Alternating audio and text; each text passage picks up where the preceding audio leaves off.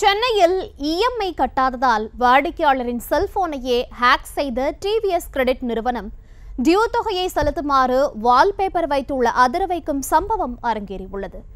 ஈஸியாக instant loan தருவதாக வாடிக்கையாளர்களை கவரும் இந்த லோன் ஆப்களின் ஆப்புகள் குறித்து விவரிக்கிறது இந்த செய்தி தொகுப்பு.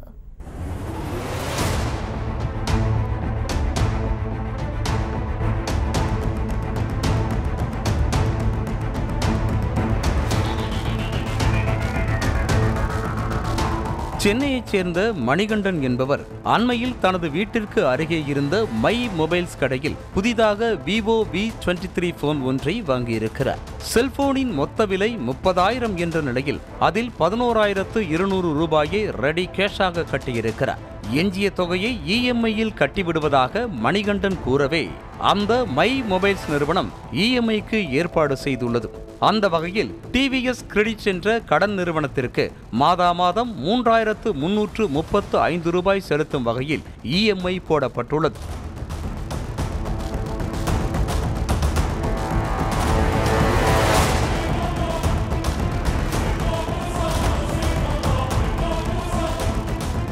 இரண்டு மாதங்களாக தவணை தொகையை சரியாக செலுத்தி வந்த மணிகண்டனால் இந்த மாதம் குறித்த காலத்திற்குள் செலுத்த முடியாமல் போனது.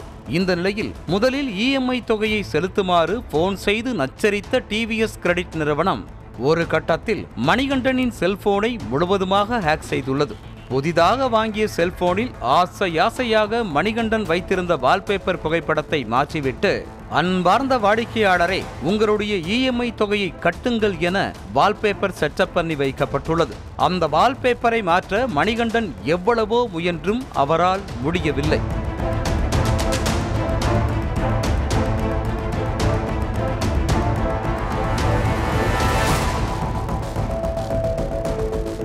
இதைவிட உச்சகட்டமாக டியூ தொகையை செலுத்தாததால் அந்த செல்போன் தற்போது கடன் கொடுத்த TVS கிரெடிட் நிறுவனத்தின் கட்டுப்பாட்டில் இருப்பதாக நோட்டிபிகேஷனும் அனுப்பப்பட்டுள்ளது. கடன் வாங்கும் போதே வாடிக்கையாளர் அந்த நிறுவனத்தின் செயலியை செல்போனில் டவுன்லோட் செய்து கொள்ள வேண்டுமா? அந்த செயலியின் மூலமாக செல்போனில் இருக்கும் தனிப்பட்ட தகவல்களை திருட்டுத்தனமாக TVS கிரெடிட் நிறுவனம் எடுத்து விடுகிறது.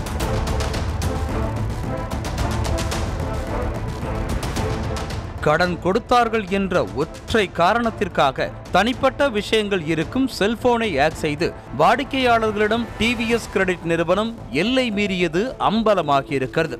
0% வட்டி என விளம்பரம் செய்து கொள்ளும் இந்த TVS கிரெடிட் நிறுவனம் அதற்கு மாறாக வாடிக்கையாளர்களிடம் இஷ்டத்திற்கு வட்டி வசூலித்து வருகிறது.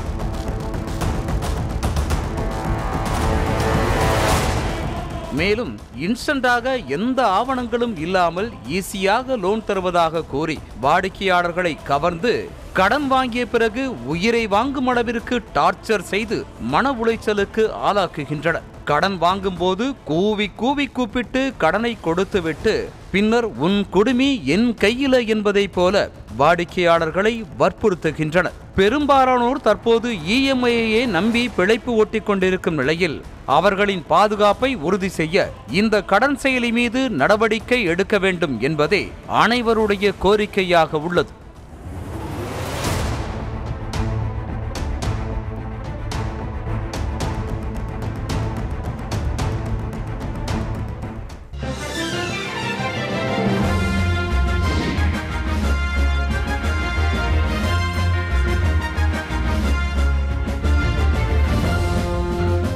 செய்திகளின் புதிய அடையாளமாக உங்கள் காலை பொழுதின் புதிய அங்கமாக நியூஸ் தமிழ் செய்தி வழங்குவதில் உலகத் தரம்.